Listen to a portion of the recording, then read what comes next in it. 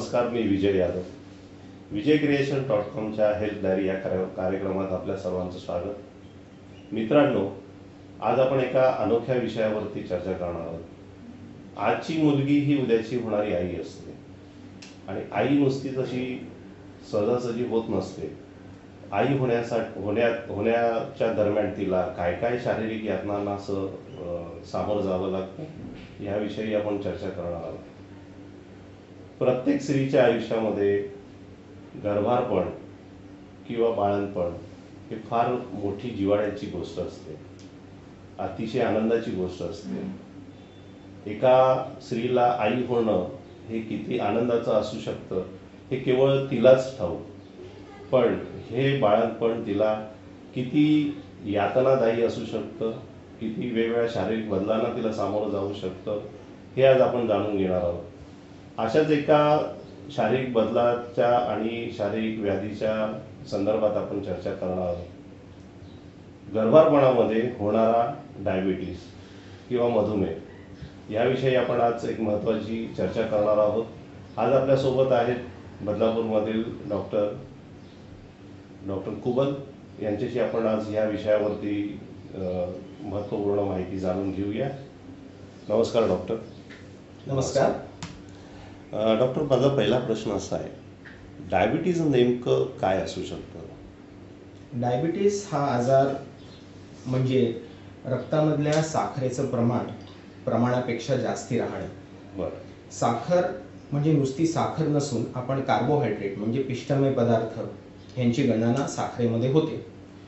जेव्हा आपण खाल्लेल्या अन्नातली साखर किंवा कार्बोहायड्रेट ह्याचा वापर न झाल्यामुळे, त्याचा जाळ न झाल्यामुळे, एनर्जी नाही मिळाल्यामुळे रक्तामधली साखर जेव्हा वाढू लागते आणि त्याचे दुष्परिणाम शरीरावर होऊ लागतात, त्याला आपण डायबिटीस असं म्हणतो. अच्छा.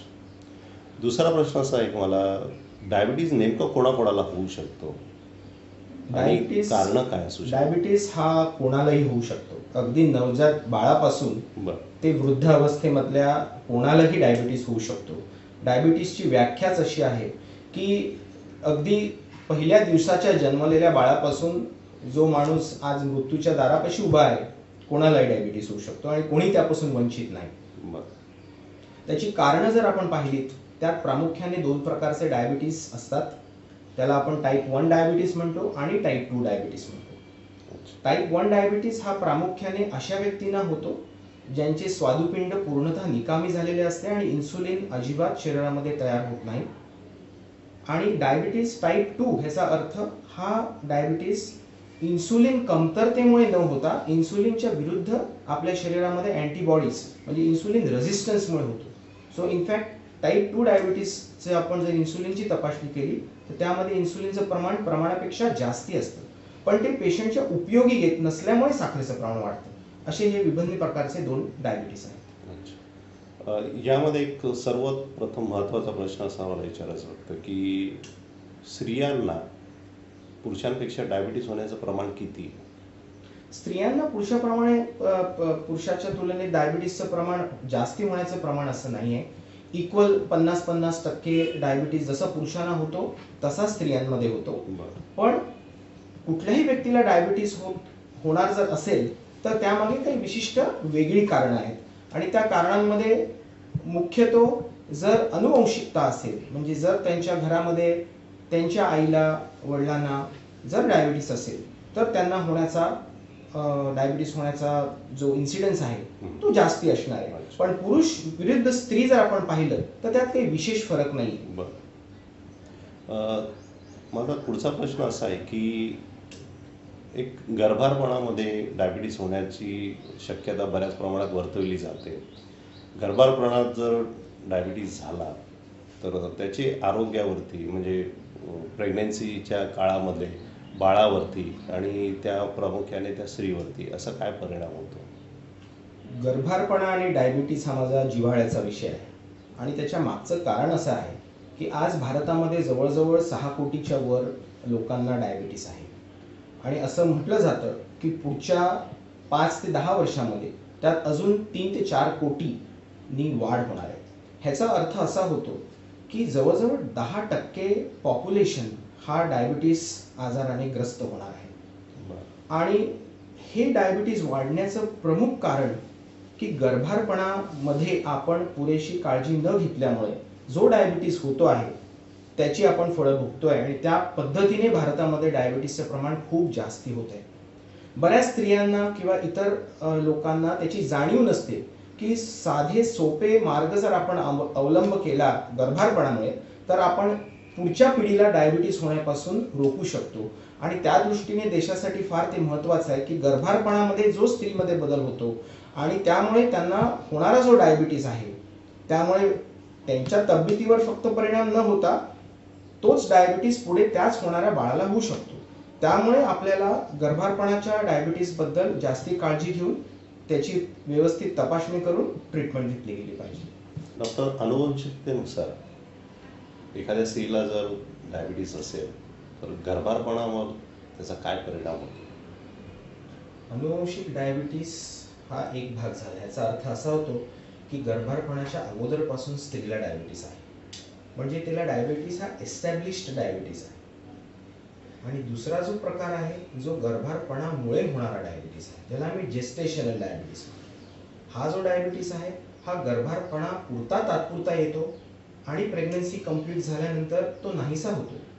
पण जर आपण पुरेशी काळजी घेतली नाही तर 4-5 वर्षापश्चात पुन्हा तिला डायबिटीस हा होऊ शकतो. सो अनुवंशिक डायबिटीस जर असेल तर स्त्रीला नक्कीच काळजी ही जास्ती घ्यावी लागणार आहे.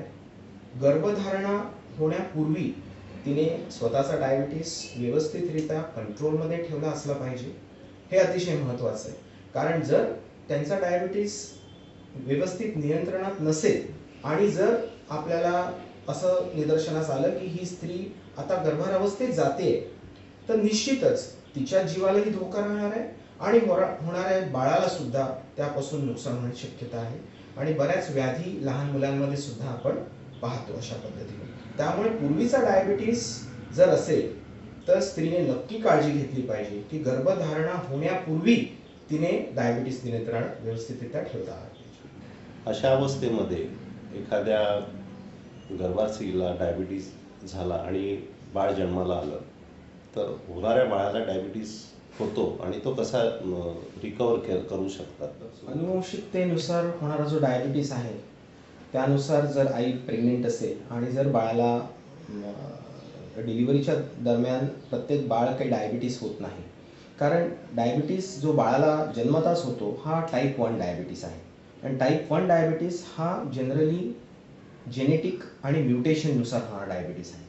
सो आपण आज जो गर्भ अवस्थेमधला डायबिटीसबद्दल जे आपण बोलतोय त्याचा अर्थ असा आहे की जर गर्भ अवस्थेमध्ये आईला जर डायबिटीस झाला आणि त्यापासून बाळाला जन्मताच होणारं नुकसान आणि पुढे जाऊन त्या बाळाला होणारा डायबिटीस, हे 2 प्रश्न प्रामुख्याने आपल्याला हाताळायला लागतात.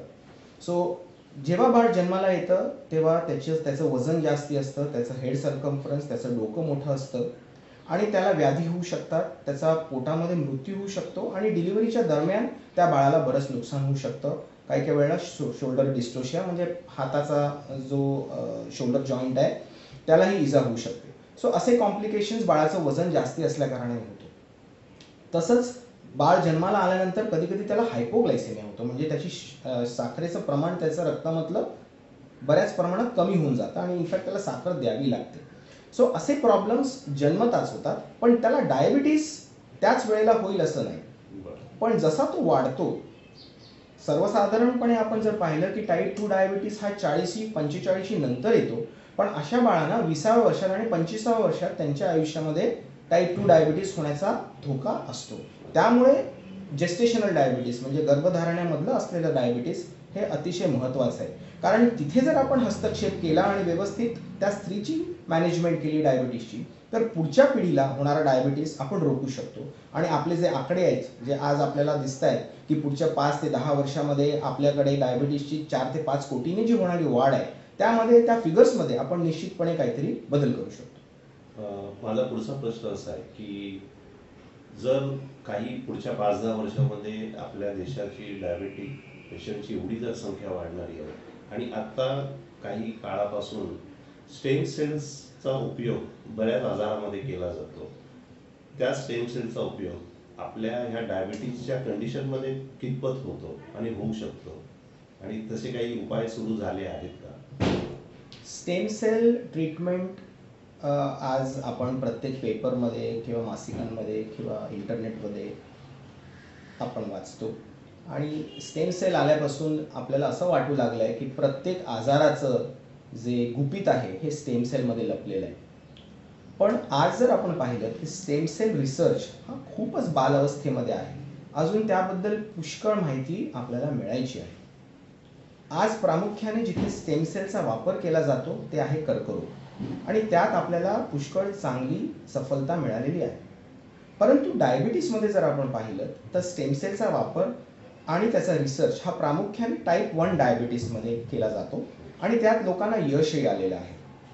कारण एम्ब्रियॉनिक स्टेम सेल म्हणजे लहान उपजत बाळासाठी ज्या स्टेम सेल्स असतात, ज्याला आम्ही एम्ब्रियॉनिक स्टेम सेल म्हणतो, त्यांचा वापर निश्चितच टाईप 1 डायबिटीसच्या ट्रीटमेंटसाठी वापरला जातो. कारण शेवटी स्टेम सेल म्हणजे काय आहे की स्टेम सेलला आपण सांगू ती फंक्शन ते स्टेम सेल करणार आहे, त्यामुळे त्याचं महत्त्व आलंय. सो जो सेल काम करत नाहीये, जसं टाईप 1 डायबिटीस आहे आणि त्याच्यामध्ये आपण पाहतो की पॅनक्रियाज मधले जे पॅनक्रियाटिक सेल्स आहेत ज्यांचं काम आहे इन्सुलिन तयार करणं, ते काम करत नाहीयेत. सो त्यांचं काम जर स्टेम सेल करणार असेल तर निश्चितच पुन्हा इन्सुलिनची निर्मिती सुरू होऊन त्याचा टाईप 1 डायबिटीस आपण नीट करू शकतो. टाईप 2 डायबिटीसमध्ये स्टेम सेलचा वापर हा कॉन्ट्रोवर्शियल इश्यू आहे, आणि त्याबद्दल काही लोकांनी रिसर्च केला आहे आणि त्यात त्यांना तेवढं यश मिळालेलं नाही आहे.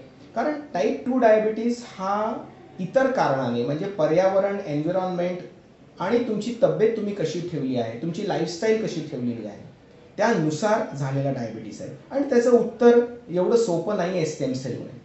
कारण डायबिटीस टाईप 2 मध्ये प्रामुख्याने आपण आपली तब्येत, आपला व्यायाम, आपला आहार या सगळ्या गोष्टींना तितकंच महत्त्व आहे जेवढं औषधांना महत्त्व आहे. सो स्टेम सेलचा वापर जरी तो आला तरी तो प्रामुख्याने टाईप 1 साठी होणार आहे.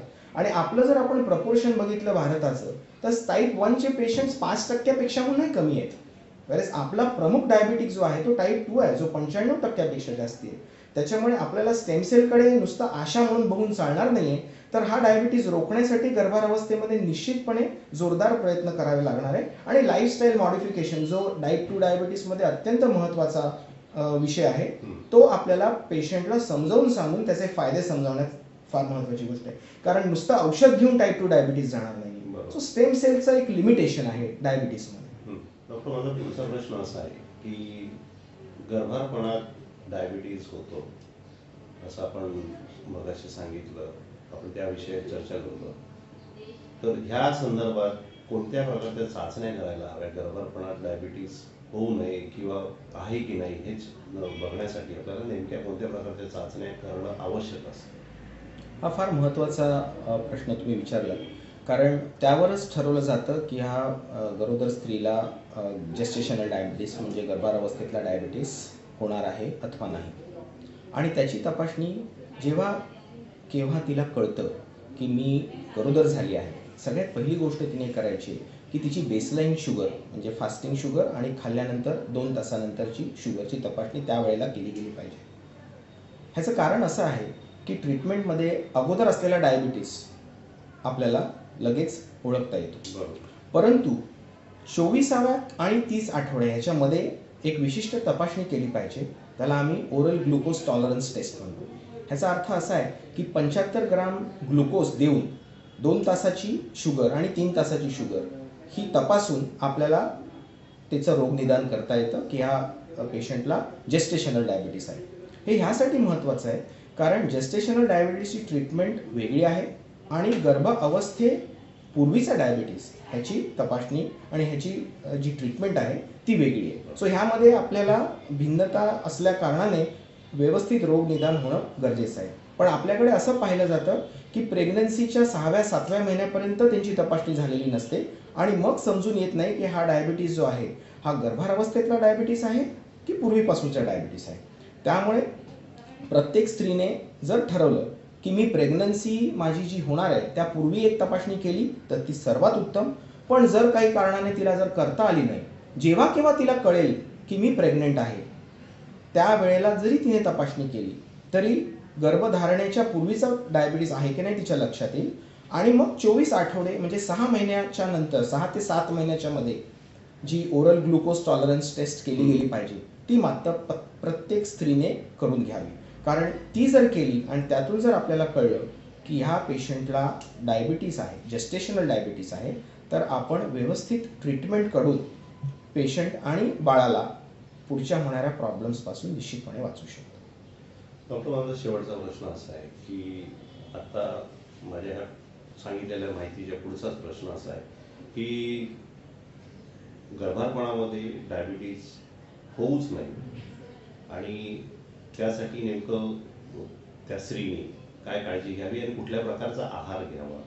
कारण हा आजार जो आहे हा लाईफस्टाईलशी निगडीत आहे असं म्हटलं जातं की आपली चुकीची लाईफस्टाईल आपण त्याला म्हणूया की त्याच्यामुळेच आपल्याला ह्या डायबिटीज सारख्या व्याधीला आपल्याला सामोरं जावं लागतं. तर मग अशा कंडिशनमध्ये टेस्ट वगैरे करणं वगैरे हा तर सगळ्या पुढचा भाग झाला, पण तो होऊच नाही त्यासाठी नेमकं काय आहार घ्यावा, कशा पद्धतीने पावलं टाकावी? हा अतिशय महत्त्वाचा प्रश्न आहे. महत्त्वाचा प्रश्न ह्याच्यासाठी आहे की प्रत्येकाला वाटत असतं की मला हा आजार होऊ नये आणि त्यासाठी काय प्रयत्न केले पाहिजे. सो प्रयत्न केले पाहिजे हे ती आई जी आता आई होणार आहे तिच्या गर्भार अवस्थेमध्ये ती जेव्हा लहान बाळ होती किंवा तिच्या आईच्या पोटामध्ये ती जेव्हा होती तेव्हा तिच्या आईची स्थिती काय होती आणि तिला जेस्टेशनल डायबिटीस होता का, इथून सुरुवात होते. आता आपण काही मागे जाऊ शकत नाही, पण आता जर आपण पुरेशी काळजी घेतली, काळजी याचा अर्थ असा आहे की आपलं वजन आपण नियंत्रणात ठेवणं, आपल्या खाण्यावरती विशेषतः लक्ष देणं, गोड पदार्थ विशेषतः प्लेन साखरेचे पदार्थ, मैदा यांचं सेवन न करणं, होलसम मील घेणं म्हणजे ज्याच्यामध्ये फायबर जास्ती आहेत, फळांचा रस न पिता फळं खाणं, हे सिंपल स्टेप्स आहेत. रेग्युलर व्यायाम करणं आणि स्ट्रेस न घेणं. सो ह्या जर आपण पद्धती अवलंबल्या तर मला वाटतं की गर्भार अवस्थेच्या पूर्वीचा जो काळ आहे त्याची जर व्यवस्थित आपण तपासणी केली, टेस्ट करून घेतल्या आणि लाईफस्टाईल्स जे आहे, लाईफस्टाईलचा अर्थ असा असतो की बरेचसे आजार आहेत, जसं डायबिटीसबद्दल आज आपण चर्चा करतोय, पण हृदयविकार सुद्धा त्याच्याशीच निगडीत आहेत, आर्थरायटिस सुद्धा त्याच्याशीच निगडीत आहे. सो लाईफस्टाईल मॉडिफिकेशन हा फार मोठा आणि जिव्हाळ्याचा विषय आहे जो प्रत्येक स्त्रीने जर लग्न झाल्या दिवसापासून अवलंबला, जर तिने आपलं वजन नियंत्रणात ठेवलं, जर आपल्या खाण्याच्या वेळा विशेषतः जास्ती उशिरा न खाणं, जास्ती पिष्टमय खाणं आणि गोड खाणी न खाणं ह्याच्याकडे जर आपण लक्ष दिलं आणि गर्भार अवस्थेमध्ये आपण आपल्याकडे असं पाहिलं जातं की स्त्रीला खूप काही काही खाऊ दिलं जातं आणि बऱ्याचशा गोष्टी ह्या गोड असतात आणि साखरेपासून निर्मिती केलेली असते, तर ह्या गोष्टी निश्चितपणे आपल्याला टाळता आल्या पाहिजे आणि व्यायाम रेग्युलर झाला पाहिजे. ह्या गोष्टी जरी आपण केल्या तरी मला वाटतं आपण पुष्कळ प्रमाणात हा डायबिटीस रोखू शकतो आणि आपल्या देशाला डायबिटीस कॅपिटल होण्यापासून परावृत्त करू शकतो. आणि तोच मुद्दा घेऊन मला वाटतं प्रत्येक डायबिटॉलॉजिस्टने यासाठी प्रयत्न केला पाहिजे आणि प्रत्येक गायनेकॉलॉजिस्टने सुद्धा पेशंटच्या नातेवाईकांना आणि पेशंटला सांगितलं गेलं पाहिजे की डायबिटीस हा गर्भारपणामुळे होऊ शकतो आणि तो आपल्याला पूर्णतः टाळता येतो आणि जरी झाला तरी व्यवस्थित ट्रीटमेंटमुळे आपण पुढे होणारे दुष्परिणाम टाळू शकतो. डॉक्टर, तुम्ही फार अत्यंत मोलाची माहिती डायबिटीज आणि गर्भारपणाबद्दल दिलेली आहे. ह्या माहितीचा आपल्या प्रेक्षकांना नक्कीच त्याचा खूपच फायदा होईल अशी मी आशा करतो. धन्यवाद. हे होते डॉक्टर विनायक मुगल.